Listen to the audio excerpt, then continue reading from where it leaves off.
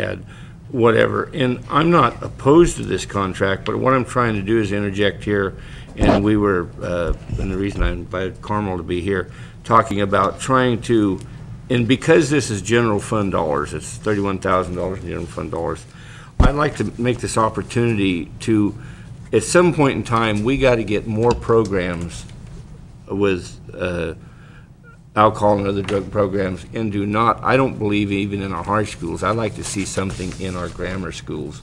And I think because this is general fund dollars, 100% general fund dollars, maybe it's an opportunity to start interjecting that. I realize a lot of these funds for drug and alcohol programs come with strings attached, and you have to dictate this age group or whatnot to go after. But frankly, I don't feel that it's in the best interest to spend all of our money trying to rehabilitate people my age that's been on drug and alcohol problems for 30 years and do no programs for education in our grammar schools. And so, Carmel, I invited you if you want to, I'm not opposed to this contract per se, but I really feel I want to bring this up for discussion to try to get some direction to move some of these drug and alcohol program money, whether it's general fund money or grant money or any types of money, to get it in, not even, like I say, not even on our high schools, but our grammar schools, because I think if we're going to affect the future of the use of drug and alcohol,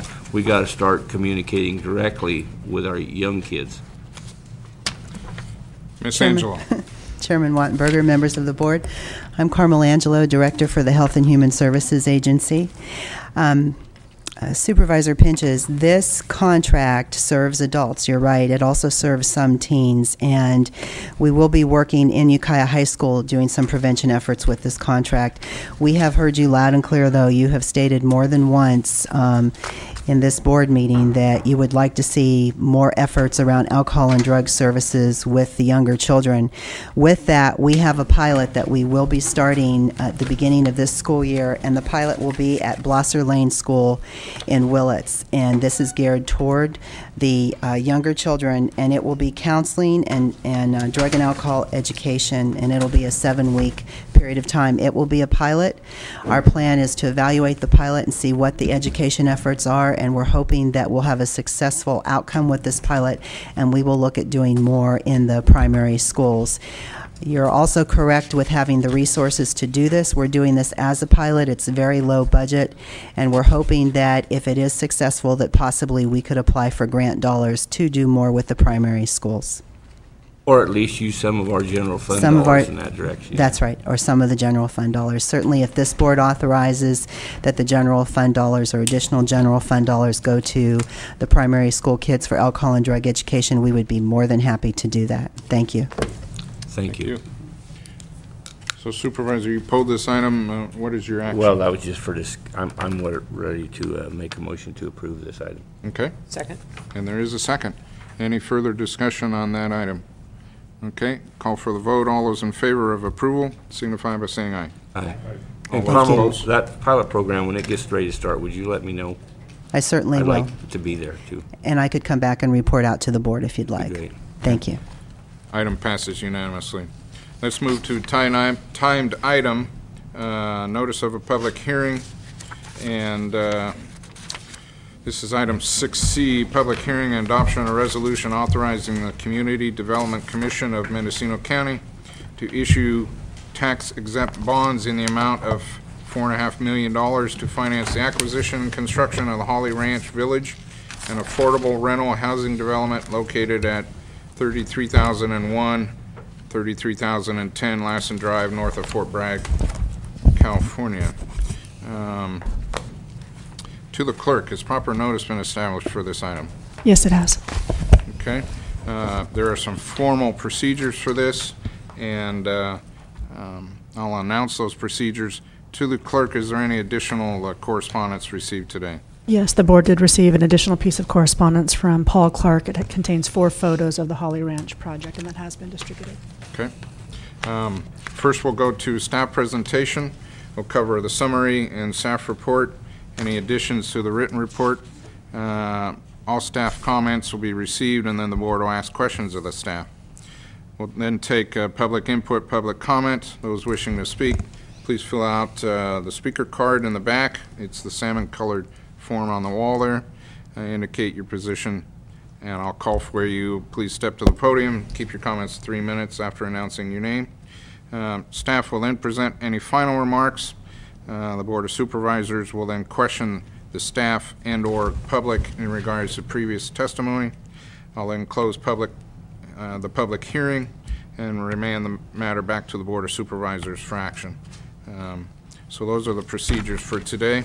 I'll turn it over to the CEO's office as the sponsor of this item.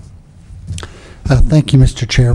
Before we start this morning, I just wanted to make a couple of opening remarks regarding the Holly Ranch project. Supervisor Smith and I have been on site numerous times, along with our partner from CDC and other executive office staff, working through the various intricacies of this project. There has been some difficulties relating to the financing of the project because of particular grant requirements of each of the various agencies that we deal with. I think we've gotten past those hurdles, and I think what you'll hear today is that we're on track for a successful project. I also, in light of the photos that came through this morning and some other conversation that had been going on, wanted to remark that, again, Supervisor Smith and I, along with Assemblyman Patty Berg's office, are working toward some other approaches for the sewer issues that are relating out there. So there may be a possibility of doing something other than septic tanks. It's still an outstanding issue that's in progress, but there is some other work being done by the state in the area, and so we are exploring other options. It's not a fait accompli that we are going to use septic tanks for that particular project. So I just wanted to make those notes for the record that it is an active project in Supervisor Smith's district, and we're trying to make a project that I think will be a model for other agencies to follow. And I'd also like to take time to reintroduce again, for those of you that don't know him, is Steve Duncliffe, that works for the executive office, and Steve is working with all of our housing issues as well as a number of different economic development issues. And with him is our partner in this project, Todd Crabtree from CDC. So, gentlemen, I'll turn the time over to you. Thank you. Good morning, morning. Mr. Chairman, members of the board.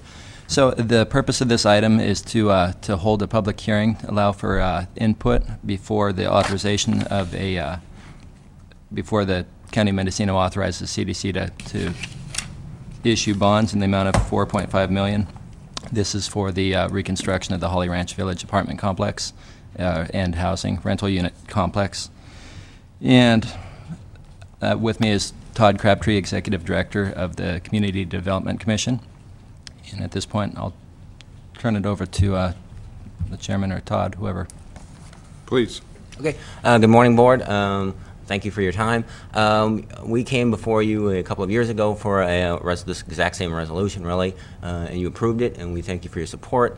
Unfortunately, what happened was the housing market collapsed, I guess, for lack of a better term, and with that, the credit market also turned sour. A tax credit application involves having an investor come in as part of our finance.